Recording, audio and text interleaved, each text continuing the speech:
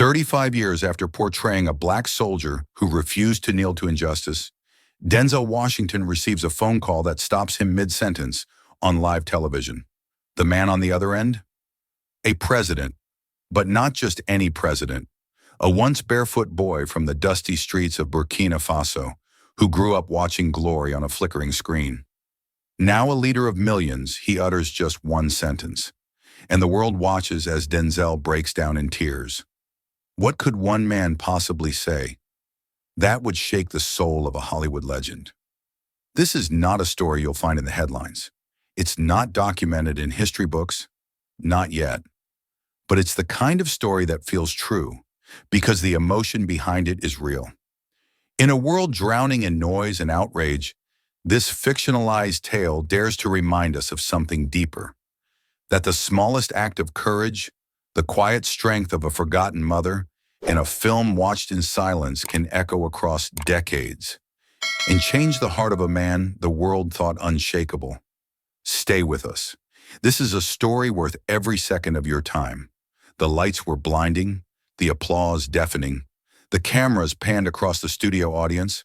A full house tonight, as people rose to their feet, clapping and cheering with the kind of fervor usually reserved for rock stars or returning war heroes. "Ladies and gentlemen," the host bellowed into the mic with a grin wide enough to swallow the set, "please welcome the one and only Mr. Denzel Washington." The band kicked in with a jazzy version of "Ain't No Mountain High Enough" as Denzel strode onto the stage. Tailored suit crisp, smile dazzling, that unmistakable presence commanding the room like only he could. He waved, laughed, shook hands with the host, and took his seat under the spotlight. To most, he looked exactly as expected. The Denzel everyone loved. The icon, the Oscar winner, the man who played soldiers, kings, revolutionaries, and everyday heroes with a weight that left audiences breathless. But if someone were really watching, not just seeing, but what a flicker. A pause too long in his smile, a distant glaze in his eyes, like something heavy had followed him into the studio. The host didn't notice. Or maybe he did, but this was television, and television didn't like dead air or haunted glances. "So Denzel," he began cheerfully, "you've got a brand new film out, Red Line South. You're playing a broken ex-sheriff chasing redemption across a desert filled with mercenaries. Sounds like you in a nutshell." Laughter. A few claps. The screen behind them lit up with a montage of explosive scenes from the movie. Denzel on horseback, gun in hand, eyes fierce. Dialogue like thunder. A scowl. A speech. A kill. But as the audience roared with excitement, Denzel's jaw clenched almost imperceptibly. The host turned back. "That monologue at the end? Where you say, 'Redemption isn't a place, it's the road you take bleeding.' I mean, come on, that's gotta be an Oscar clip." More laughter. Denzel smiled again, this time more practiced than spontaneous. "Well, you know," he chuckled softly, "sometimes a line finds you before you find it." The host leaned in, curious. "What do you mean?" Denzel looked down at the coffee mug in front of him, paused for half a beat, then looked up with that calm, smooth cadence only he could deliver. "You ever say something, and then realize later it was meant for you all along?" The room quieted just for a moment. The host blinked, clearly unsure how to follow that. So he did what hosts do best. He pivoted. "Well, hey, we've got a surprise for you tonight. Something special. A little international flavor." He winked at the crowd. "You up for it?" Denzel raised an eyebrow, amused but clearly wary. "International?" "Very," the host grinned. "Let's just say, your movies travel farther than you think." Behind them, the big screen dimmed. The studio lights flickered ever so slightly. Intentional or glitch, no one knew. But it gave the moment an eerie weight, the kind of atmosphere that made people lean forward in their seats without realizing it. A low hum vibrated through the speakers. Then, the unmistakable flutter of a flag on screen. Red, green, and gold. Burkina Faso. There was a murmur in the audience. Confused glances. A few phones lifted, already recording. Denzel's smile faded just slightly.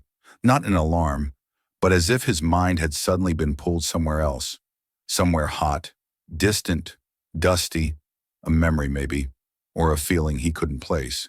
The host kept grinning, but his eyes searched Denzel's face now, as if he too was feeling the strange shift in the room. "I'll let our surprise guest speak for himself," the host said, voice dropping a tone. Then, silence. No music, no laughter, no jokes. Just a calm, deliberate voice that crackled through the studio speakers. "Good evening, Mr. Washington." And that was the moment. Not dramatic, not loud, but sharp, precise. The moment when the entire audience went still. Denzel's head turned slowly toward the screen, his lips parted, not in greeting, but in disbelief. Denzel's gaze lingered on the screen longer than necessary, like he was trying to recall something buried deep beneath decades of memories. The studio remained hushed, not out of confusion anymore, but expectation. Something about the flag waving in slow motion on that giant LED wall behind him stirred an invisible thread. Red, green, and gold. Burkina Faso. A name that meant little to most in the audience, but to Denzel, it rang faintly familiar in a way he couldn't yet place. The host, still wearing his stage-ready smile, leaned in with a slightly lower tone, as though even he was adjusting to the shift in atmosphere. "We reached out to someone who says your work changed his life. He insisted on speaking to you directly tonight." Before Denzel could respond, the screen shifted again. The flag faded into a dimly lit office, sparse but dignified. There were no gold-framed portraits, no velvet curtains, just a clean desk, a large map of Africa in the background, and a single man sitting upright, dressed simply in a dark uniform without medals or rank insignias. He looked no older than 40, sharp eyes, calm posture, a presence that carried both youth and gravity. He glanced straight into the camera, then spoke, his voice low, deliberate, and tinged with a soft French accent. "Good evening, Mr. Washington. This is Ibrahim Traoré, President of the Transition Government of Burkina Faso." There was a sharp intake of breath in the audience. Denzel didn't move. His body remained perfectly still, but something behind his eyes flickered again. Not recognition exactly, but a visceral reaction, as though some part of him already knew this wouldn't be just another call from a foreign dignitary offering praise. Traoré continued, his words chosen carefully. "You do not know me, but I know you. Very well. When I was 14 years old, I was a barefoot boy in the northern villages of Burkina Faso. My family had no electricity, but one night at a missionary camp, I watched a film on a faded bedsheet projected by a broken generator. The movie was Glory. A few people in the audience gasped softly. Denzel blinked, his lips pressed together now. His eyes weren't on the screen anymore. They were focused inward. "I watched you," Traoré said. "I watched a black man, not begging, not laughing to please others, but standing tall, strong, and crying, but not out of weakness. Crying because he still believed justice was possible." The room was dead silent.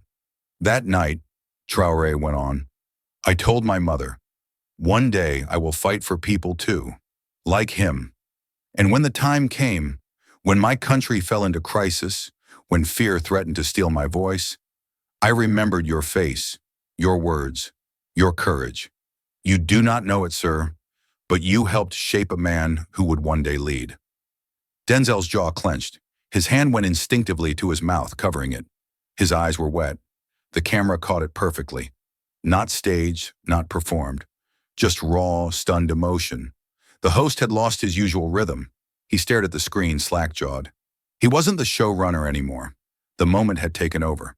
"You're telling me," Denzel finally whispered, voice catching, "that I helped shape a president?"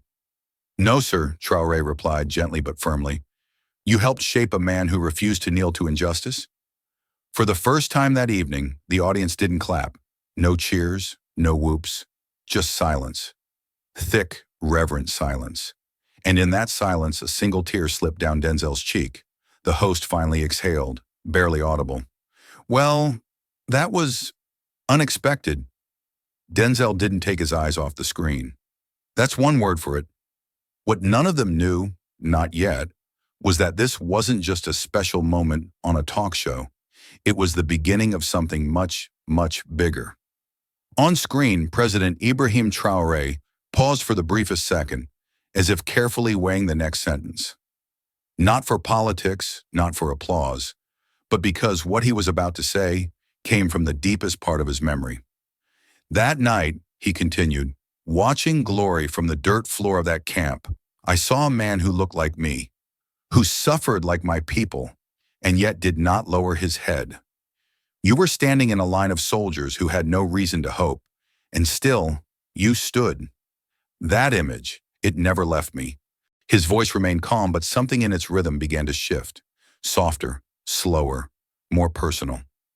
I remember, I had no shoes, he said, a slight smile crossing his lips, not from joy, but from the odd tenderness that memory sometimes brings. The rocks on the ground were sharp, my shirt had holes, but I turned to my mother that night and told her, one day, I will fight like that man. I didn't know how or where, but I knew I would. The camera cut to Denzel. He wasn't moving. His chest rose with a deep, restrained breath. His hands were now laced together tightly in his lap, knuckles pale. He tried to nod, to acknowledge what was being said, but the muscles in his face had locked somewhere between humility and disbelief. I carried that image through every hard day, Ibrahim said, his eyes steady through the screen. When the military turned against our people, when I stood in rooms where my voice shook and my hands trembled, I remembered your face, not the actor, the soldier, the man who didn't flinch. Denzel's lips parted, but no words came out. You gave me a kind of permission, Mr. Washington, Ibrahim added quietly, to believe that dignity could live in brown skin, and that the fight for justice was not just for history books, but for boys like me. A sound escaped from Denzel, something between a breath and a sigh, as his eyes filled. He reached for the edge of his seat, as if grounding himself, but it didn't help. The emotion surged forward too fast to stop now. You're telling me, he finally said, voice rough and uneven, that something I did, pretending, acting, changed the course of your life? No, sir, Ibrahim replied. Not pretending, not acting. You showed me what courage looks like. You showed me that real men don't just fight wars, they carry truth in their eyes. That was the moment it happened. The wall Denzel had carefully held for decades, through speeches, awards, interviews, and red carpets, cracked. A single tear slipped down his cheek, slow and unashamed. Then another. He didn't wipe them away. He didn't speak. He simply looked up at the man on the screen and whispered, "Thank you, my brother." The audience remained frozen.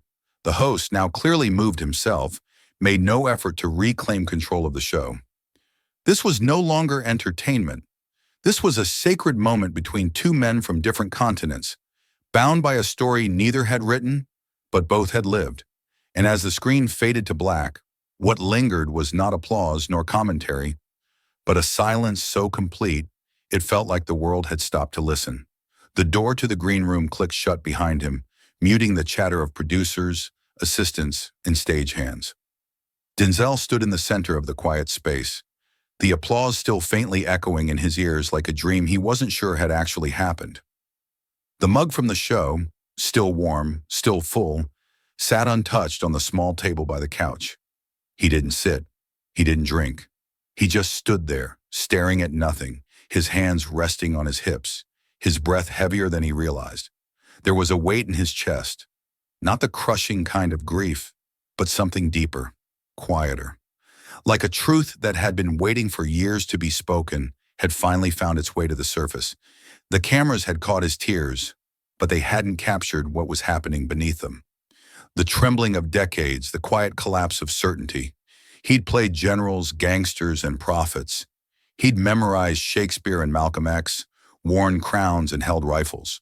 And yet, nothing, not a script, not a monologue, not a single award show speech, had ever left him feeling so completely stripped down. A man across the world, raised in sand and silence, had remembered his eyes. His eyes, that wasn't performance. That wasn't acting. That was something else. Something uncontainable even now. His phone buzzed in his pocket. Then again. And again. He ignored it at first. But it didn't stop. When he finally pulled it out, the screen was a blur of notifications. Messages, missed calls, mentions. His name was everywhere. So was Traoré's. He opened one message. A voice note from his daughter. Just 4 words. "Dad, are you okay?" Another from a longtime friend. "I don't know what just happened, but I've never seen you like that." And then a link. The clip. The moment. Just minutes after it aired, someone had already clipped the broadcast and uploaded it. 30 seconds. Denzel's face frozen mid-tear. The audio clear. "You helped shape a man who refused to kneel to injustice." He clicked it, watched it, and felt like he was outside of himself. Like he was watching someone else live a moment he hadn't yet processed. Within 20 minutes, the video was on Twitter, Facebook, Instagram. Within the hour, it had passed 1 million views. News outlets ran with it instantly. Denzel breaks down on live TV after surprise call from African president. Ibrahim Traoré credits Denzel Washington for inspiring his rise to power. Hollywood meets West Africa. An emotional broadcast seen around the world. The hashtags were multiplying. Hashtag Denzel Traoré, hashtag The Call, hashtag Glory to Burkina, hashtag When Heroes Cry. Even CNN replayed the clip, their anchors caught off guard. "I've never seen Denzel Washington cry on camera before. That wasn't acting," one of them said. "That was a man meeting the consequence of his legacy and realizing its reach." Denzel turned the phone face down. He didn't need commentary. He didn't need analysis. What he needed, he couldn't quite name. But it wasn't here, not in this dressing room, not under the false calm of fluorescent lights and Hollywood silence. He finally sat. His knees bent slowly, like they were reluctant. Elbows on thighs, he folded his hands, fingers tapping against each other. Ibrahim's words replayed again, not the ones the world was quoting, but the quieter ones. "You gave me permission to believe that dignity could live in brown skin." He stared at the floor. The carpet had a geometric print. Sharp lines, dull colors. He focused on one square, breathing into it. Deep, measured, grounding himself. Then slowly, like pulling up a memory from the bottom of a well, he whispered, "How do you walk away from something like that?" There was no one to answer, but the question hung there anyway. And outside the green room, the world, loud, fast, relentless, was already turning its attention toward a different kind of headline. One not about a movie premiere or an award, but about a moment, one man's tears, another man's gratitude, and a ripple that had just begun to spread across continents. The hotel room was quiet, too quiet for Los Angeles. 12 stories above the city, the lights of Sunset Boulevard blinked like they always had. Neon signs, late-night traffic, the buzz of a town that never really slept. But inside room 1204, time felt suspended. Denzel stood by the window, still in his suit, jacket unbuttoned, tie loose around his collar. His reflection stared back at him through the glass, but his eyes weren't fixed on it. They were somewhere else, thousands of miles away. The clock read 3:12 a.m. He hadn't slept, not even tried. The words kept echoing in his mind, not as a memory, but like a drumbeat. "You helped shape a man who refused to kneel to injustice." He'd heard compliments before. He'd heard praise, admiration, awards show speeches filled with superlatives. But this was different.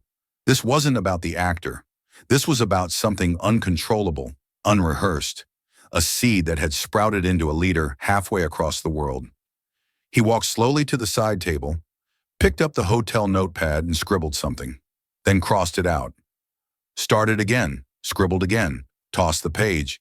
He couldn't find the words because this wasn't something you write your way out of. This was something you walked into.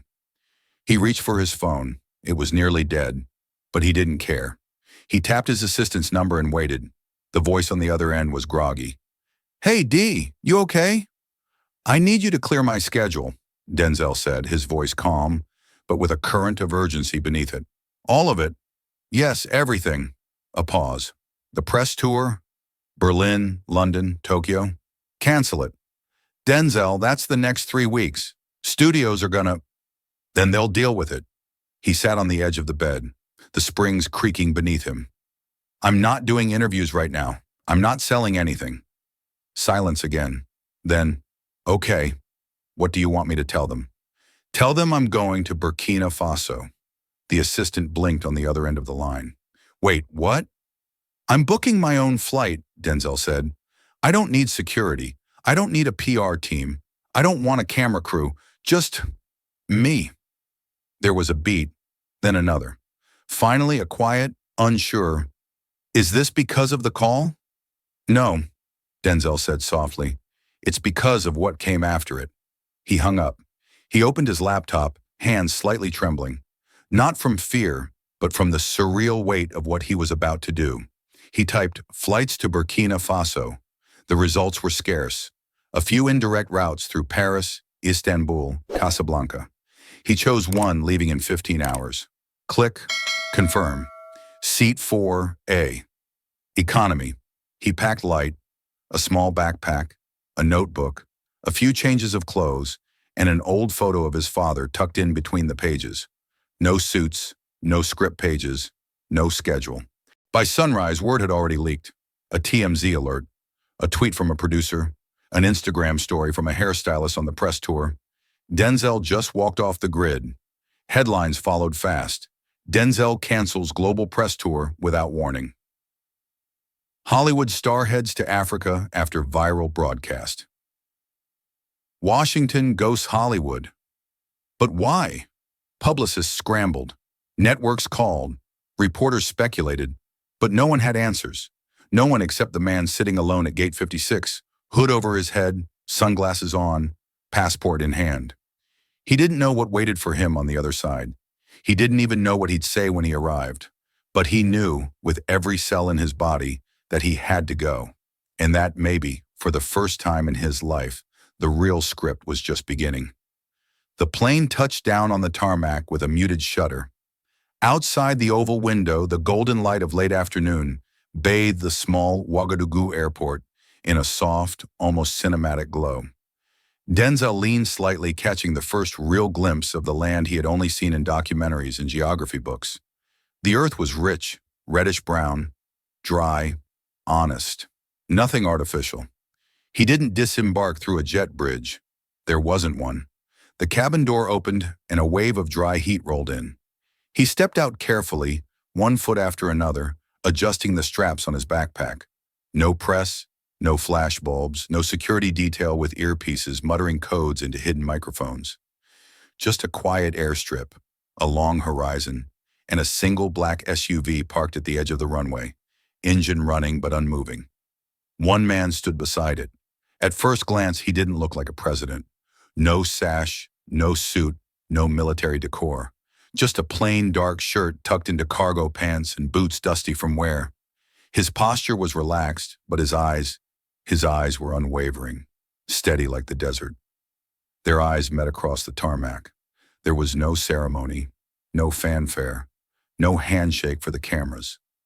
Denzel walked straight toward him. Traoré stepped forward too, slowly, like the weight of the moment demanded silence instead of speed. When they were just a breath apart, they stopped. For a moment, they didn't speak. The heat clung to them like memory. Then quietly, Denzel broke the silence. I didn't come as a star, he said, voice low but firm. I came as a brother. Traoré nodded once, almost reverently. Then you are home. No more words were needed. The embrace that followed wasn't staged, wasn't stiff. It was the kind of hug exchanged between two people who had never met, but had somehow known each other all their lives. No cameras to catch it, no microphones to amplify it, just skin, cloth, and breath. They stepped into the SUV together. The driver pulled away slowly, wheels crunching on gravel. The city loomed in the distance, but they weren't heading into it. Instead, the vehicle turned down a smaller road, dust rising behind them like a soft trail of memory. Inside, they sat in silence for a few miles. No need for small talk. Each man stared out opposite windows, as if trying to absorb the gravity of where they were, and what this truly meant. Finally, Traoré spoke, eyes still fixed outside. You know, when I watched Glory that night, I didn't understand half the words, but I understood your face. Denzel smiled faintly. Sometimes the face says more than the script. Traoré looked at him then. That's why you're here, isn't it? Not to speak, but to see. Denzel nodded slowly. To see and to remember what I didn't know I'd forgotten. They drove on past small homes of clay and tin, past children kicking a plastic bottle down the street, past open markets humming with quiet resilience. The world didn't stop for them. It didn't need to, because for the first time in a very long time, both men were no longer who the world called them to be. Not an actor, not a president, just two men, stripped of titles, riding through dust and truth, towards something neither of them could yet name. The SUV rattled gently over the uneven earth road, its tires stirring up clouds of ochre dust that trailed behind them like a faded ribbon. Outside the windows, the landscape changed with every mile. The noise of the capital fell away, replaced by the quiet rhythm of rural life. Thatched roofs, clotheslines strung between acacia trees. Rusted bicycles leaning against mud walls. Children ran alongside the vehicle, waving as they passed, wide-eyed, barefoot, their laughter cutting through the heavy air like a breeze. Some chased chickens out of the road. Others stopped their game of soccer with a bundle of rags for a ball to stare at the black vehicle passing through their world like a spaceship from somewhere else. Denzel couldn't stop watching them, the way their feet kicked up the red dirt, the ease in their joy, the hunger beneath it. Ibrahim sat beside him, hands folded loosely, watching not the children, but the road ahead. He hadn't spoken in a while. The silence between them wasn't awkward.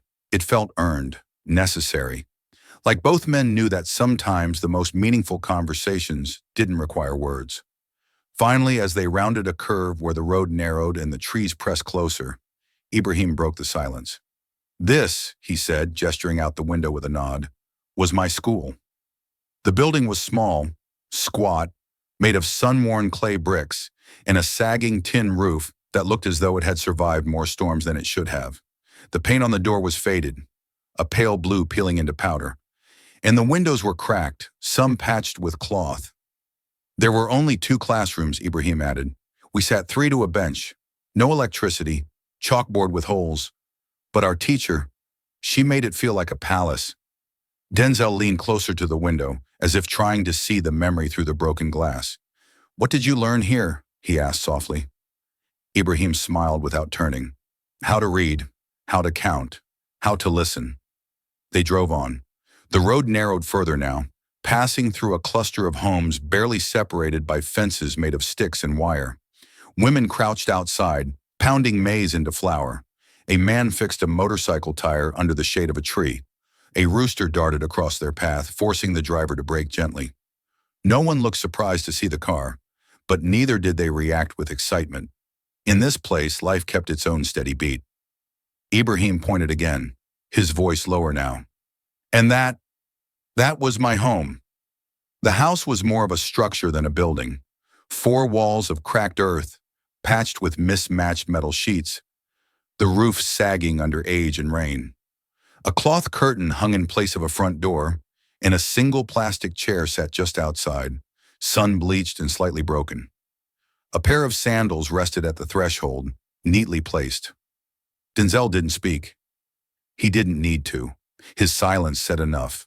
Not pity, not shock, but reverence. A recognition of something too sacred for commentary. I used to sit right there, Ibrahim continued, nodding toward the plastic chair, and listen to the radio. Only one channel worked, mostly static. But one night it played something from America. I didn't understand it, but the voice, it was defiant. It stayed with me. He paused, his eyes drifting toward the past only he could see. Years later, I realized it was a speech by Martin Luther King. Denzel turned, eyes steady. You listened to King and watched Glory, all while sitting here? I didn't have a choice, Ibrahim said, his tone gentle but firm. When you're born in the margins, inspiration isn't luxury, it's survival. The SUV rolled to a stop. The driver turned off the engine. The dust settled. For a moment, neither man moved. Then Ibrahim opened the door and stepped out, his boots sinking slightly into the dirt. He turned and looked at Denzel, not as a host welcoming a guest, but as a son returning with a witness. "You asked me where this started," he said, voice barely above a whisper. "It started here." The school sat at the edge of the village like a quiet memory refusing to fade. A low building with sun-faded walls, its foundation cracked by time but still standing, proud in its endurance. The gate creaked as the SUV eased through. Chickens darted across the courtyard. A pair of goats grazed lazily near a makeshift swing hanging from a bent tree. Children's laughter echoed faintly from somewhere, high-pitched and fleeting, like birdsong on a breeze. Denzel stepped out first. The sun pressed hard on his shoulders, but it was the silence, the reverent stillness of the place, that truly settled over him. His boots crunched against gravel as he walked slowly toward the main building. His eyes scanned the structure, faded signs in French and Moray, broken windows patched with plastic, murals of stick-figure children painted years ago, their colors now ghost-like in the light. And then, just ahead, by the open classroom door, she appeared. A small figure bent slightly at the waist, a broom of tied twigs in her hands, sweeping slow, practiced arcs along the dusty floor. Her back curved from age, but her movements were steady. Her clothes were simple, layers of faded cloth carefully wrapped. A patterned scarf covered her hair. Her hands, dark, weathered, and veined, moved with the rhythm of someone who'd done this for decades. Ibrahim didn't speak. He walked ahead quietly, his footsteps crunching just enough for her to notice. The old woman paused mid-sweep, straightened ever so slightly, and looked up. Her eyes locked on him.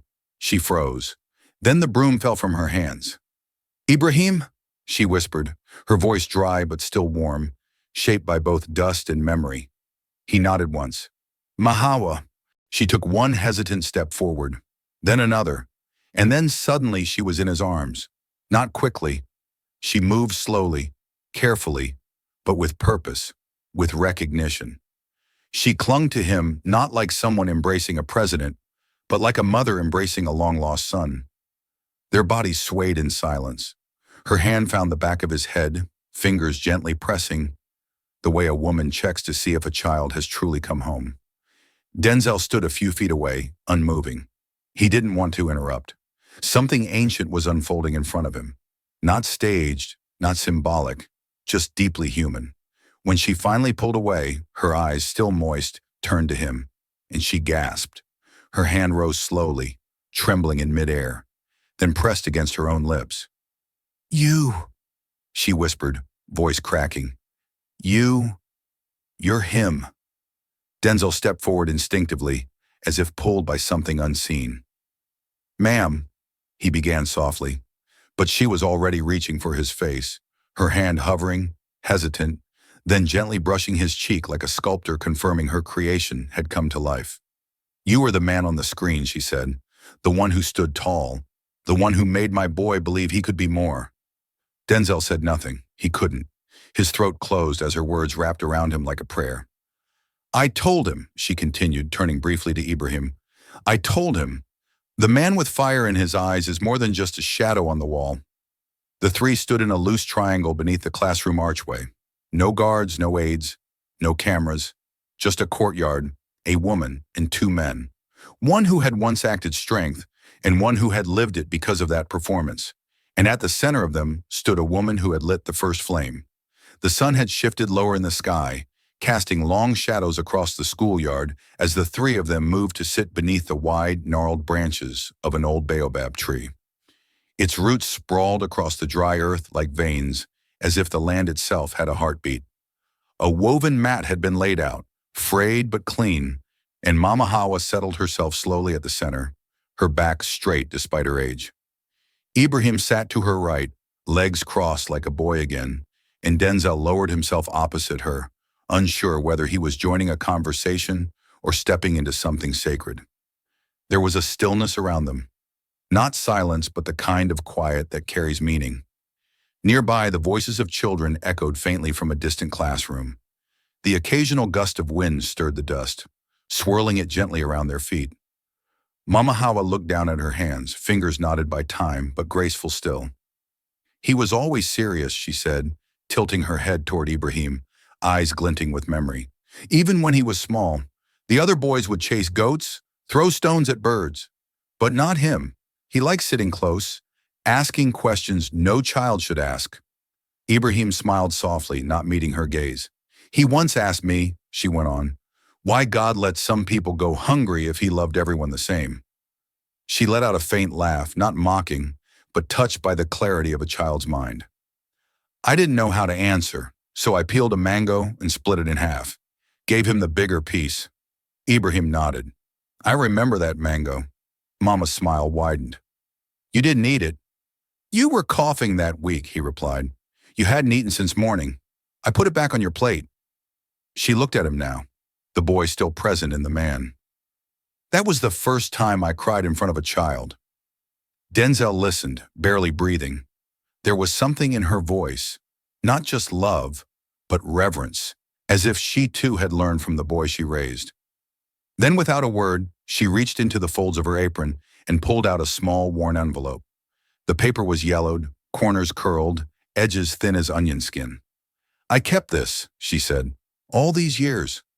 She opened it carefully, hands shaking not from weakness, but from the weight of what it meant. Inside was a single folded sheet of lined notebook paper, the ink faded but still legible. Childish handwriting, uneven, sincere. She held it out for Denzel to see. He took it gently, as if it might crumble under too much pressure. In crooked block letters it read, one day I will be a leader and I will find you again. I promise. The silence that followed wasn't just between them. It seemed to stretch beyond time, into every part of the village, into Denzel's chest, until the breath in him trembled. He looked up, eyes wet, lips parting, but no words coming. Finally his voice broke loose, soft, cracked, raw. He was 9? Denzel asked. Mama nodded. It was my birthday. He gave me his only piece of bread and that letter. I told him he was already a leader, because real leaders know who to thank. Denzel lowered the letter slowly, then brought his hands to his face. A single sob escaped before he could stop it, as if everything he had carried for decades, the roles, the speeches, the image, had no place here. I didn't know, he whispered, that what I did reached this far. Mama Hawa reached out, placed a firm, warm hand on his wrist. You didn't need to know, she said gently. You just needed to keep standing. And in the shade of the baobab, 3 lives, woven by time, struggle, and quiet promises, sat surrounded by dust and memory, and something bigger than all of them. The path to Mama Hawa's home wasn't paved. It wound like a forgotten river through the village, flanked by shrubs and low clay walls. The air hung heavy with the scent of sun-warmed earth, charcoal smoke, and mango leaves. As they walked, Denzel found himself strangely reverent, as though he were approaching not a house, but a place of quiet holiness. The house was small, built from sun-baked mud bricks. The roof was patched with sheets of corrugated metal, some rusted, some new. A wooden door leaned slightly on its hinges, and a faded curtain swayed behind it like a second skin. Outside sat a stool, polished, smooth from decades of use, and beside it, a galvanized bucket, half full of water drawn that morning. Mama Hawa pushed the door open herself. No dramatics, no ceremony. Come, she said simply. Ibrahim stepped aside to let Denzel go first. Inside, the temperature dropped. The walls were thick, insulating against the brutal sun, and the dim light that crept through the curtain felt almost sacred. Denzel paused just inside the doorway, not out of politeness, but because the space felt dense, not cluttered, but full of life, of memory, of 1,000 days that no one ever filmed. There was no furniture save a low table, 2 woven mats, and a narrow cot neatly made with a hand-stitched blanket. On the wall hung only 3 things: a small wooden crucifix, a photograph of a young Ibrahim in oversized school clothes, and a framed page from an old calendar. August 1998, with a name scrawled on it in blue pen. Hawa, toujours debout. Hawa, always standing, Denzel read aloud quietly. Mama Hawa smiled. It was a joke from one of my students. I never missed a day. She moved slowly to the table and opened a small tin box. From it, she drew a handful of small items. A cracked wristwatch, a rosary missing 2 beads, and a cloth-bound notebook so thin it looked like it had been read to pieces. She placed the notebook in Denzel's hands. "That's where I wrote every child's name," she said, "and every time they made me proud." He opened it with care. The pages were filled with names, written in a precise, looping script. Next to many names were notes. Helped another with their shoes, shared her lunch, stood up when others laughed. Next to Ibrahim T, she had written simply, "Gives away mango, keeps his word." Denzel's throat tightened. He closed the notebook like it was fragile, sacred scripture. Mama Hawa sat on the edge of her cot, the light catching her profile.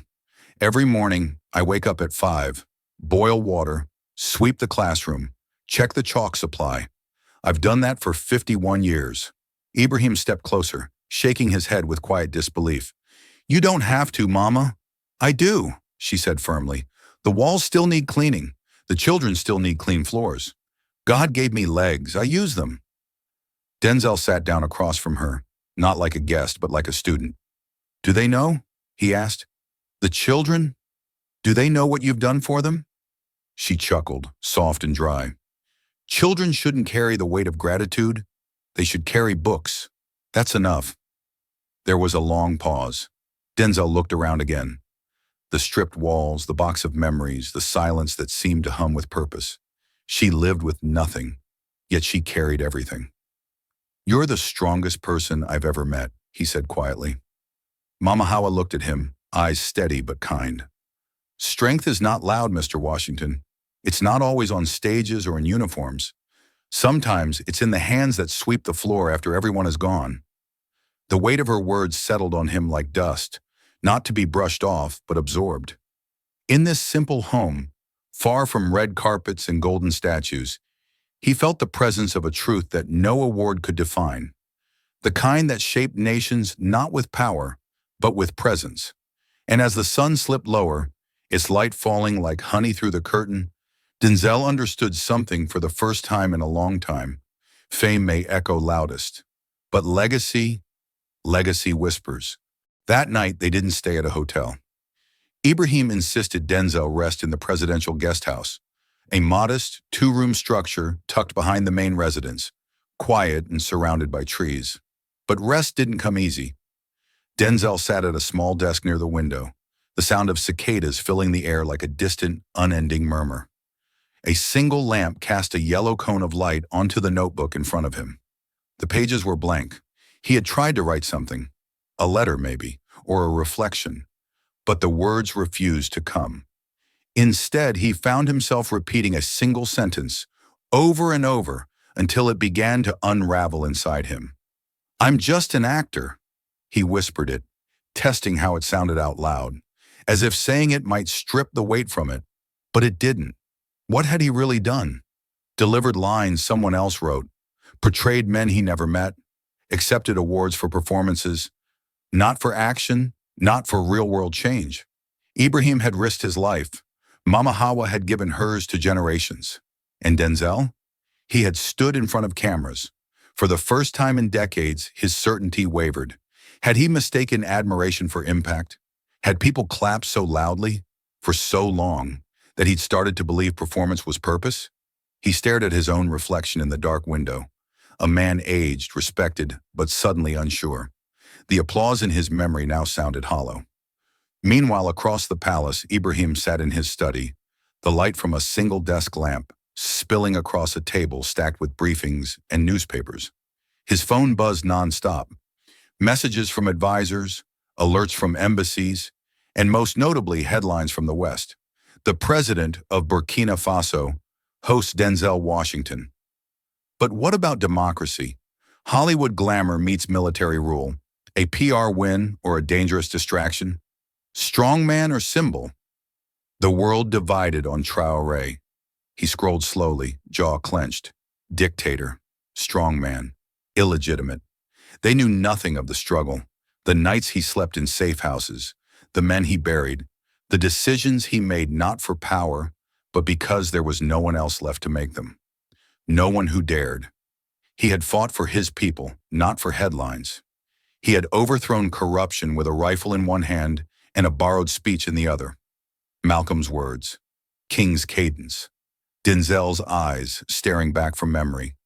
But now they reduced him to a caricature, as if strength from Africa could never be righteous, as if courage from brown skin must always be doubted. A knock at his door broke his thought. Denzel stood there, the lines under his eyes deeper than usual. "I couldn't sleep," he said. Ibrahim gestured to a second chair. "Neither could I." They sat in silence for a moment. "I've been thinking," Denzel finally said, fingers laced. "Maybe I've spent too long pretending to be brave, and not enough time actually being it." Ibrahim turned to him slowly. "You made me brave." "That's what scares me," Denzel replied. "That all I ever gave you was a face on a screen." "No," Ibrahim said firmly. "You gave me proof that our pain could have dignity, that our story could be told, and that it mattered." Denzel looked at him, unsure whether to feel humbled or ashamed.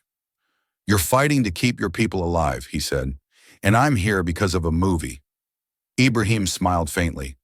"But sometimes a movie is a mirror, and sometimes all a boy needs is to see himself in it." Outside, the trees rustled in the warm breeze. Two men sat, divided by worlds but united by doubt, by pressure, and by the shared weight of expectation. Both had been cast into roles, leader, actor, but neither had a script for this, because this story was still being written. The sun was soft the next morning, casting golden light through the windows of the school staff room, where they had gathered once again. The room was quiet, almost ceremonial in its stillness. A woven mat had been laid neatly across the floor, and Mama Hawa sat at its center, her legs tucked beneath her, her back as straight as the beams that held up the old roof above her. There was something deliberate about her posture, as if today, this moment, required her to sit not as a frail old woman, but as the witness to something eternal. Ibrahim and Denzel sat across from her. Neither of them spoke. The air was heavy with meaning, not tension, but reverence.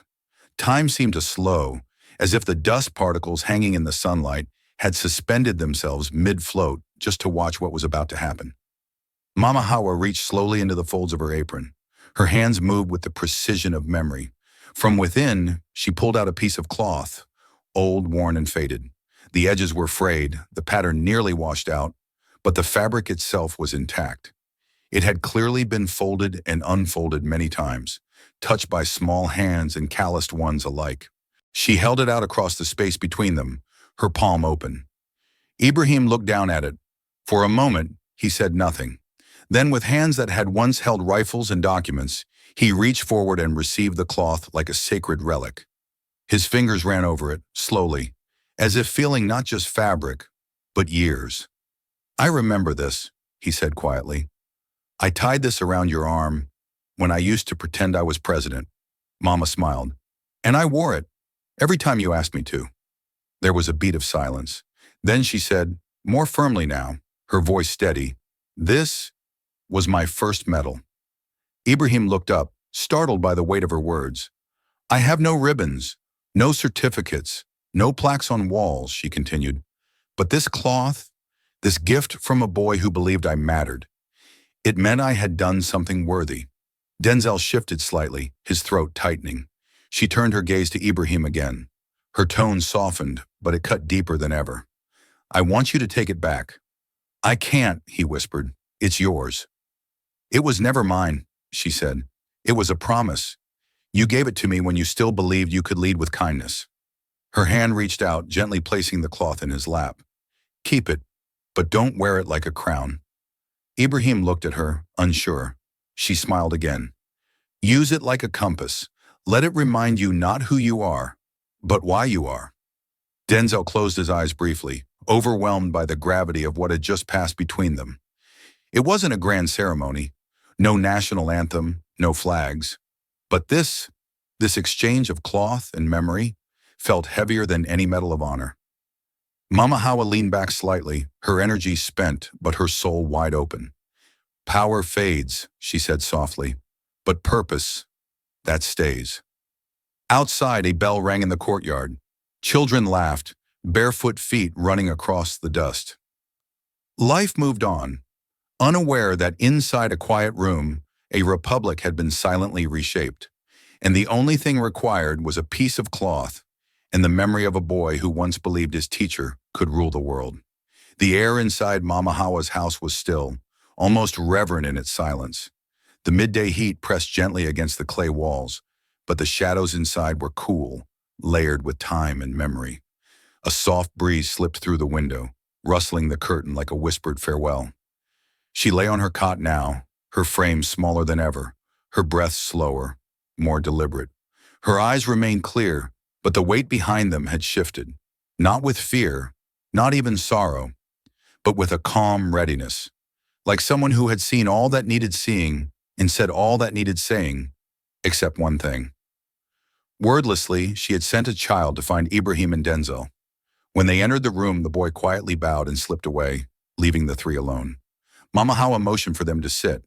Denzel took the stool closest to her bed, his hands resting on his knees. Ibrahim knelt on the floor without hesitation, as if returning to a place his body never forgot. "I've never liked goodbyes," she said, her voice a mere thread of its former strength. Neither man spoke. "I won't see another planting season," she added, matter of fact, not dramatic.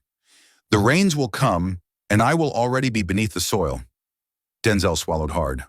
"Mama," she raised a hand gently, like pressing down a leaf before the wind could take it. "It's all right.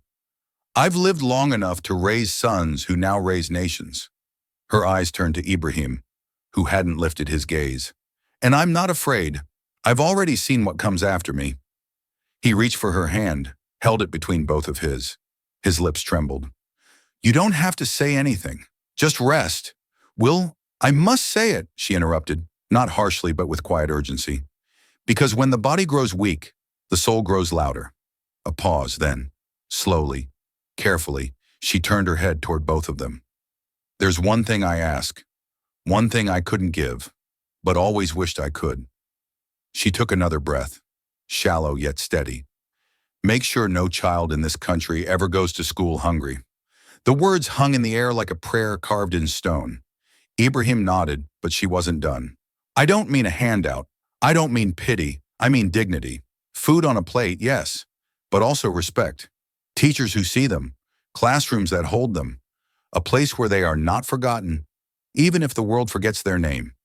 Denzel wiped at his cheek, not bothering to hide the tears. "You've already done more than any government ever could." She turned her eyes toward him, softening. "Then finish what I started. You have the voice. The world listens to you.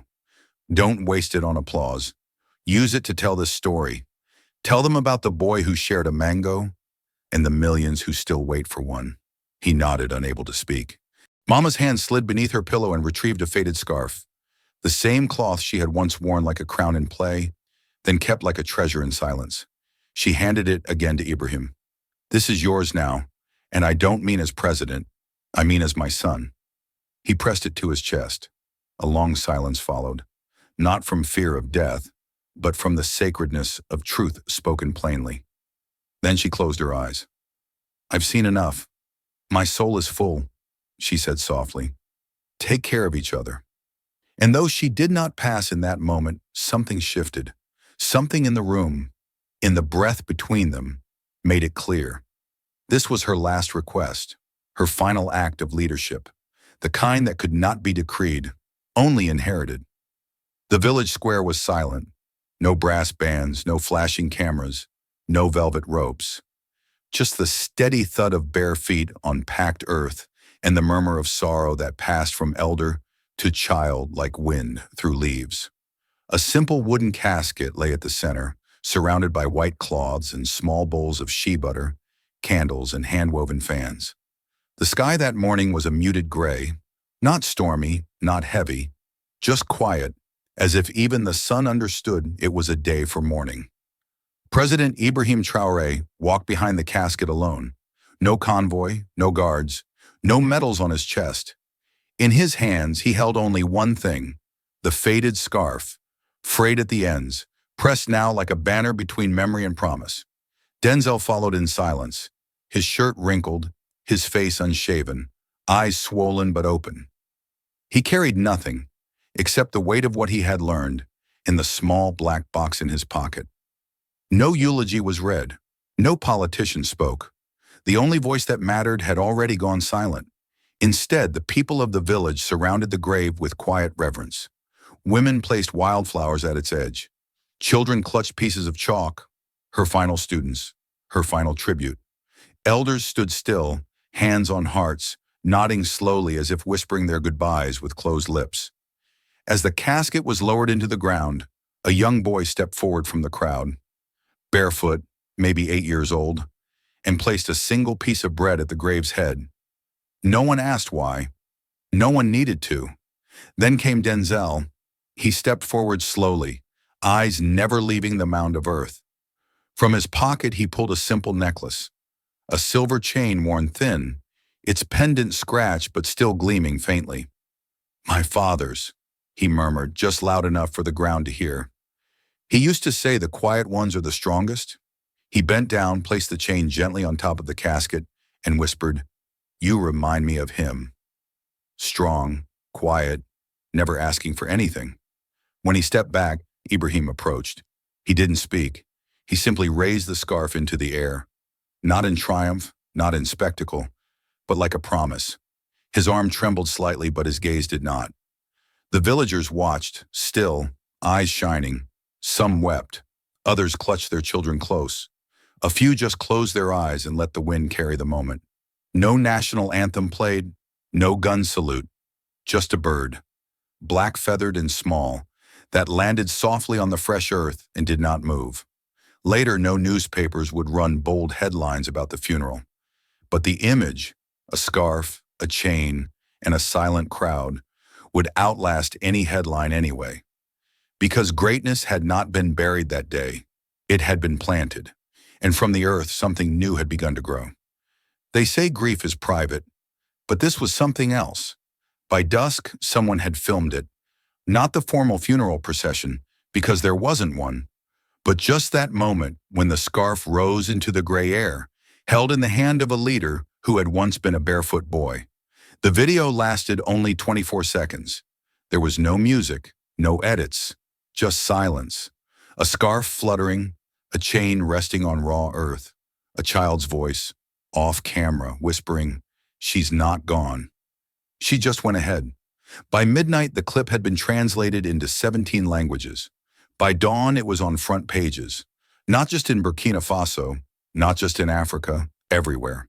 In America, it interrupted commercials during morning news broadcasts. In Japan, it played on subway screens. In Brazil, taxi drivers turned up the volume to listen in awe. In South Korea, someone added subtitles. She was never famous, but she made greatness possible. But it wasn't just media coverage. Something more unexpected happened. Something deeply human. A movement began, not with a rally, but with a letter. 2 days after the funeral, under a relentless West African sun, a small figure appeared on the dusty road leading into the village. He wore no shoes. His clothes were torn at the cuffs. In his hand, he clutched a tightly folded paper, crinkled from sweat and the wind. The boy's name was Malik. He was 8, from a village just across the border in Niger. He had walked for 2 days, alone. When asked why, he answered with the same clarity children often have when truth burns too hot to be ignored. "I wanted to say thank you for raising our president." He was led gently to the grave, where the soil still bore fresh flowers and the faint trace of Denzel's necklace. Kneeling, Malik placed his letter beside it. It read, in a careful, shaky script, "Dear Mama Hawa, I never met you, but I saw your scarf on TV. It looked like my grandmother's. She told me stories too. I want to be a good man. I want to help people like he does. Thank you for showing him how. Love, Malik." The photo of Malik's letter, handwritten, dirt-speckled, barely legible, was shared more than any celebrity tweet that week. Not because it was polished, but because it was pure. Within hours, stories poured in. From Cairo, a group of young girls formed a club called Daughters of Hawa. From Detroit, A teacher played the video in her history class, and half the students cried. From Johannesburg, a mural appeared overnight. A woman holding a child's hand, a scarf fluttering in wind that wasn't painted. Even in Paris, a news anchor broke protocol and read the last line of Malik's letter live on air, voice shaking. But the most profound tribute came not from the rich or powerful, but from the invisible. The people like Hawa, who sweep classrooms, carry water, and raise nations quietly from the shadows. They began writing their own stories, not for fame, not for pity, but to be seen. And as the world scrolled and cried, whispered and shared, one truth echoed louder than any headline. Mourning had become memory, and memory had become movement. And it had all started with a scarf, a promise, and a boy who never forgot who taught him how to stand. The stars over Ouagadougou shone like quiet witnesses. No spotlight, no headlines. Just an ink-black sky and the smell of earth still warm from the day's sun. Denzel and Ibrahim sat on a straw mat in the palace courtyard, their backs to the world, their eyes on nothing in particular. Between them sat a chipped clay teapot and 2 tin cups. Neither spoke for a long time. It was Ibrahim who finally broke the silence. She would have liked this moment, he said, voice low. No microphones, no flags, just silence. Denzel nodded. He rubbed his hands together slowly, then looked up. You think anyone will remember her in 10 years? 20? Ibrahim turned to him, surprised. They already do. I mean beyond the clips, beyond the trending hashtags, Denzel said. Something that lasts, something kids can touch. The pause between them grew heavy again. Then Ibrahim reached into his pocket and pulled out the scarf. Mama Hawa's scarf, still holding the faint scent of shea butter and dust. He placed it between them on the mat. She gave me this as a reminder, he said, not of who I am, but why I am. Denzel looked at it for a long time, then nodded slowly. Then let's remind everyone else. Ibrahim raised an eyebrow. We start something, Denzel continued. Something real, not symbolic, not just a statue or a speech. A foundation. Ibrahim leaned in slightly, intrigued. A foundation in her name, Denzel went on, voice steady now. To feed children, to educate girls, to build schools where her name is whispered before class begins. Not because she ruled a country, but because she never stopped sweeping its floors. The president smiled, small at first, then wide. I already drew up a plan, he admitted, after she gave me the scarf. Denzel chuckled. Of course you did. She called it a garden for children, Ibrahim said. I want to plant it in every province. Classrooms, meals, teachers trained not just to lecture, but to listen. Denzel picked up the scarf, folded it carefully, and handed it back. And I'll fund the first year, not through Hollywood, through my own salary, quietly. No gala, Ibrahim teased. No velvet ropes, Denzel grinned.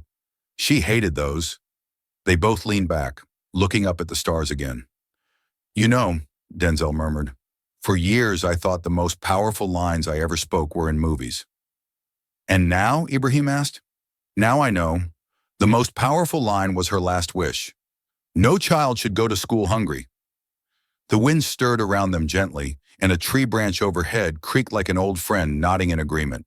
In that stillness, 2 men, one born into fame, the other into fire, sealed a pact not with signatures but with silence. Tea and a scarf passed hand to hand. No camera caught that moment, no headline recorded it.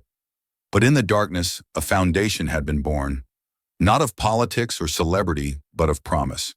A living legacy, not just for Mama Hawa, but for every child still waiting for someone to believe in them. 3 days after the funeral, the president stepped onto a small wooden platform built hastily in the village square. No podium, no polished stage, just a plank, a microphone, and a field of faces, villagers, children, teachers, elders, all gathered not by command, but by instinct. Ibrahim Traoré didn't wear a uniform, no sash, no national flag behind him. Only Mama Hawa's scarf draped quietly over his shoulder, a choice that spoke louder than any political symbol ever could. He didn't raise his voice. He didn't need to. When I was a child, he began, I had no shoes. I had no voice, but I had one thing, her, a woman who saw something in me before I ever believed it myself. He paused, his gaze sweeping across the crowd. She is now with the ancestors, but her name will not fade. A beat of silence. Then, every child in Burkina Faso will know her name. A murmur moved through the crowd, not of confusion, but of emotion, the kind that doesn't shout, but soaks deep into skin and memory. Ibrahim continued, "We will rename the national school program in her honor. Every classroom built under this administration will bear her symbol. Every meal served through the school lunch program will be branded with the words, 'In memory of Mama Hawa, so no child studies on an empty stomach.'" Applause rose, slow and grounded, not explosive, not theatrical, but real. Later that night, Denzel sat with his team in the back of a modest hotel room in Ouagadougou, scrolling through news feeds. His face was unreadable, somewhere between humility and gravity. His assistant leaned in. "They want to offer you a humanitarian award. Paris, Geneva, even the UN." He didn't respond right away. Then he closed the laptop gently and said, "Let's do something quieter." "Like what?" He pulled out a folded document. It was signed already, no cameras, no press release. "This is the contract for my next film," he said. "All of it, every dollar, goes to the Mama Hawa Foundation. Education, food, girls' scholarships." The assistant's eyes widened. "Sir, it's nothing," Denzel cut in, "compared to what she gave, compared to what he's doing." He looked out the window, the scarf Ibrahim had given him now resting over the back of a chair. "For too long I mistook applause for impact," he added softly, "but applause fades." He turned back, his voice calm, resolved. Action doesn't. And just like that, without a trophy, without a press tour, a Hollywood icon stepped out of the spotlight. Not to disappear, but to finally illuminate what had always been there. The quiet, unwavering power of those who serve without needing to be seen. The video wasn't polished. It wasn't produced in a studio or directed by anyone. Denzel recorded it himself, sitting on a bench beneath a tree in Ouagadougou. The same tree Mama Hawa used to rest under between sweeping classrooms. No script, no lighting crew, just truth. He looked into the camera, voice low but clear. "If one woman in a forgotten village could raise a president and change the heart of a man like me, then what are we waiting for?" A long pause. "She had no riches, no recognition, just a broom and a belief that love could outlast injustice." He reached into his coat pocket, pulled out the scarf and held it gently. "She didn't just feed children, she fed futures." He ended with no call to donate, no dramatic music, just one line. "Tell someone who raised you that you remember." Within 6 hours, the video hit 20 million views. By the 12th hour, it had reached 50 million. By hour 24, it crossed the unimaginable 100 million views. Twitter exploded. The hashtag #ImissMama began trending in over 40 countries. Strangers shared pictures of their mothers, grandmothers, teachers, nannies, women who had shaped them in silence. Some posted old letters. Others simply wrote, "I'm sorry it took me this long." A man in Chicago called his estranged mother after 20 years. A teenage girl in Mumbai bought a notebook and started writing letters to the women in her life. In Seoul, a university professor paused her lecture, played the video, and wept in front of her students. The story wasn't viral because of fame. It was viral because it was true in spirit. People weren't just watching, they were remembering. And in a world distracted by noise and spectacle, a quiet video, recorded under a dusty tree, reminded millions that sometimes the most powerful revolutions begin not with anger, but with gratitude. The sun rose over Ouagadougou as hundreds gathered silently around a newly unveiled statue. It wasn't of a war hero or a politician. It was a woman, modest, barefoot, with a gentle smile, holding the hand of a child. Draped across her shoulders, a familiar, time-worn scarf. At her feet, a bronze plaque read, "To Mama Hawa, the mother of leaders."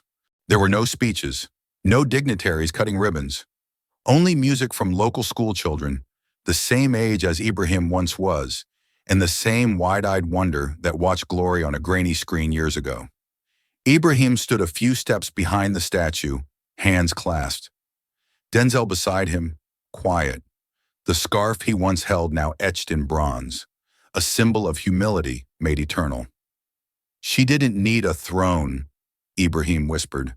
"She became a monument by standing beside others." The promise made that night under the stars had taken form, not just in metal and stone, but in the foundation breaking ground across villages that same day. Mama Hawa wasn't just being remembered. She was leading again, this time from every corner of the country. Back in Los Angeles, Denzel sat across from a talk show host beneath studio lights. The usual banter had already faded when the host leaned forward and asked, "You've traveled the world, played kings and soldiers. What's one moment that changed your soul?" Denzel paused, a long silence. Then he reached into his jacket and slowly pulled out the scarf. The audience fell still. "I used to think it was the roles I played that gave me meaning," he said, "until I got a phone call from a president who told me a story I'll never forget." Then without a word, Denzel tapped his phone and let a voice play across the speakers. "You honored a woman the world forgot, who made a man the world remembers." The studio gasped. Some cried. Others simply held their breath. The clip went viral within hours, not because of the star speaking, but because of the truth he chose to echo, not own. And across the nation, viewers weren't just entertained. They were moved to remember their own Mama Hawa. A few days later, on a quiet morning, Denzel posted a photo to his Instagram. No filters, no stage lighting, just a wide ancient tree in a quiet village in Burkina Faso. Its roots thick, its leaves glowing gold in sunrise light. No caption, except one line. "She watered roots that now hold up nations." No hashtags, no press tags. Just truth. Across the world, the image was shared by millions. But Denzel didn't appear in interviews. He declined talk shows. He didn't explain the post, because some endings are too sacred for headlines, and some stories don't need sequels. As he packed for his next film, the scarf folded beside his script, he whispered a quiet thought to no one in particular. "Some phone calls change your schedule. This one changed my soul." And somewhere, far from cameras, politics, or fame, a barefoot child picked up a broom, walked into a classroom, and believed that maybe, just maybe, the world was ready to listen. This story reminds us that true power doesn't always wear a crown or speak from a podium. Sometimes it sweeps dusty classrooms and gives away its last piece of bread. Mama Hawa didn't ask for praise, yet her quiet strength shaped a president and softened the heart of a global icon. In a world hungry for fame, her legacy whispers a deeper truth. Greatness is not about being seen, but about seeing others. If one woman with nothing can give so much, what are we each doing with what we have?